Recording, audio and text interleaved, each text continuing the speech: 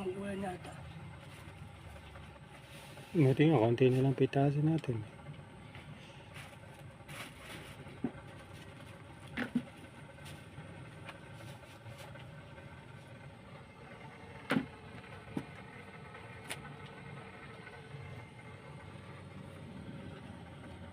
Kaya ba dinala ko pa nung nakaraan yan, ano?